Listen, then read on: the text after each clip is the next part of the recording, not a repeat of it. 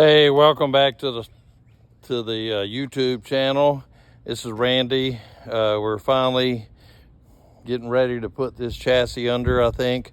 Yesterday I spent some time building some tubes for the oil cooler, transmission cooler, which has a big pipe, like 2-inch, coming off the radiator all the way back to the cooler and then back.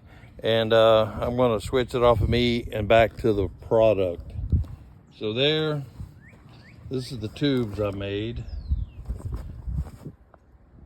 They're over 6 feet long, and they go down here to this cooler that I got to put some more bolts in.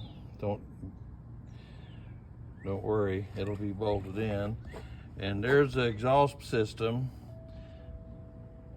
It's not all welded up, but it's close down there. And what else? It's just a nightmare. Wires and hoses everywhere.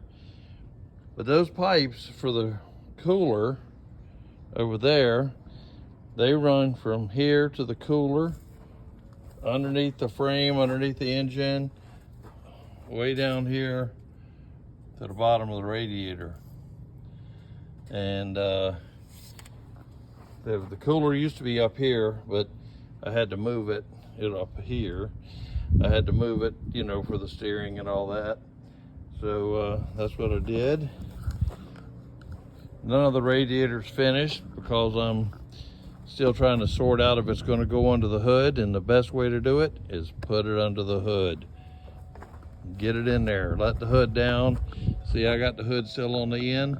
I can put the hood down and make sure it all clears. There's the exhaust system.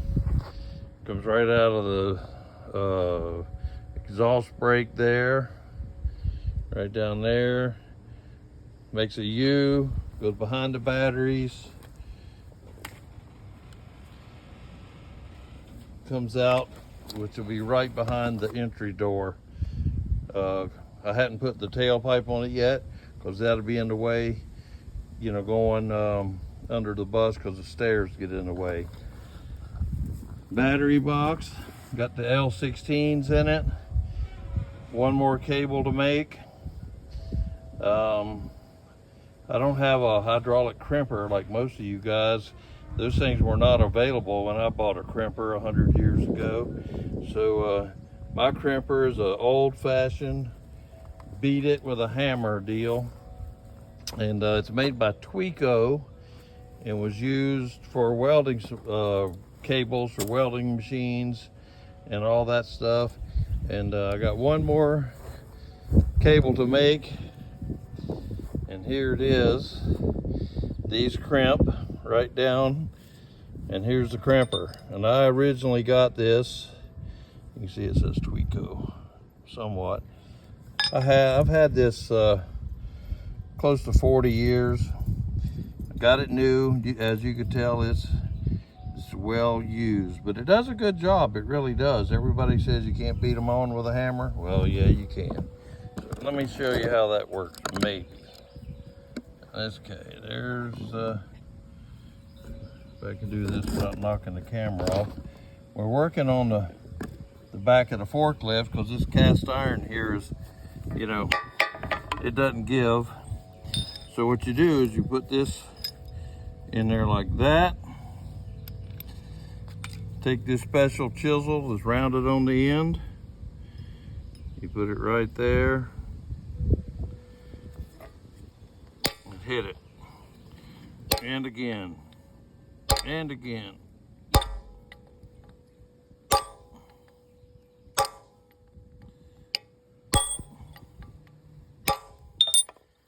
Not as handy as a hydraulic crimper, but it gets it done.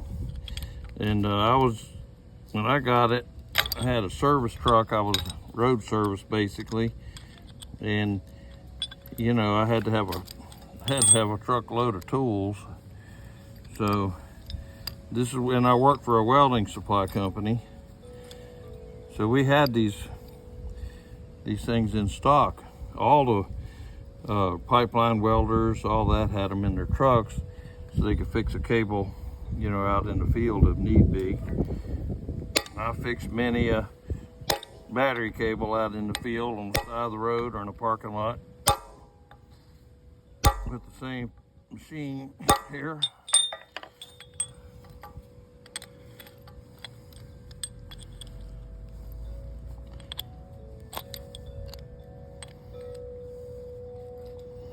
Sometimes it's hard to get out of the bender without prying on it with a crowbar or something, but it comes out. There you go. Does a pretty good job. I don't know, there we go. The sun's awfully bright this morning. They stay. I'm gonna heat shrink that on there, tie the last two batteries together, and I gotta put a battery hold down on the batteries, a clamp, you know, thing to before I put it underneath the body, just because it's easier to do it now. I don't like crawling around on my hands and knees. I had to crawl around quite a bit to fit these pipes. Lots of cutting, angles figured, to, you know, so it goes to everything without any stress on the hoses or the radiator. And they came out okay. I'm gonna paint all those welds up so we don't get any rust. And this is just exhaust tubing. So that's gonna work out okay. I'm gonna go ahead and top the batteries off just to make sure. Now over to the end. I hope y'all can see. I can't. It's bright out.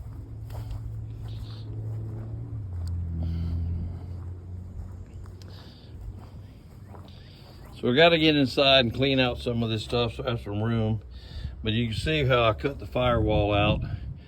It'd be easier to plate that over with new steel than it would be to patch a bunch of little holes where the master cylinder used to be and different wires. Like this is where the master cylinder used to bolt. Ow, sharp too. And you can see there'd be a bunch of holes to patch and it looked like poop on a white rabbit.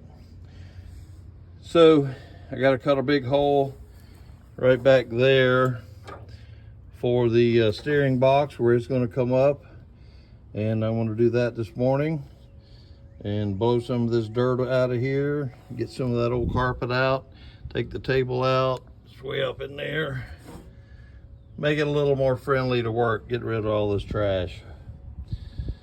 I don't know that I'll put it under here today, but I'm working towards that. It might rain. We're building some clouds up. Hopefully we're recording. Yeah, we are. Okay, cool. So got to do a brake job on my pickup. It's metal to metal. I can't believe it. You know, 200,000 miles and it needs a brake job. That's amazing. And what else? I don't know. We'll resume later. Thanks for watching. Subscribe, hit the like button, give me a thumbs up, do something. Have fun. See you down the road.